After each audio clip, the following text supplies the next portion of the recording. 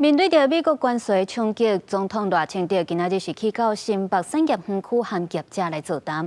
有业者是讲，客户因为关税政策的影响，无要搁甲因落订单，若是唔赶紧开发新的市场，恐惊是爱互这员工来放无成假。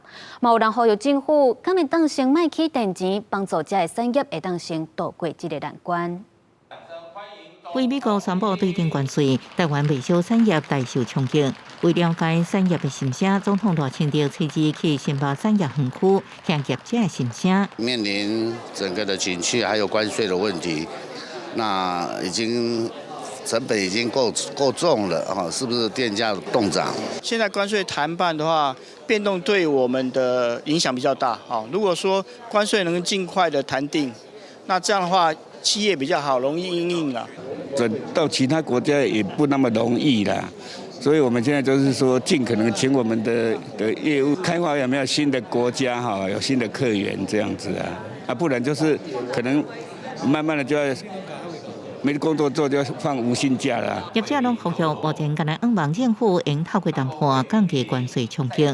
不过上重要是电价绝对免起，若无会加重各产业的经营压力。新北市长侯友宜表示，新北有126万间厂商，差不多2.2万间工厂，其中各以中小企业为主，出口到美国差不多200亿美金。那按照对顶关税来算，损失差不多55.5亿。不过真侪产业甲关税比起来，更加烦恼台湾电力供应。夏日的备载容量常常没有到安全水位的15%。往往是10%，甚至也有掉到10以下。如果到4.5%，我相信就会有切电的危机。即便是把人工智慧，还有这个资料中心所需要的电费开发估进去，我们到2032年稳定供电都没有问题。总统赖清德表示，关税谈判会清楚表明台湾的立场，未牺牲任何一个行业，用紧慢有迅速的方式谈判到上好的结果。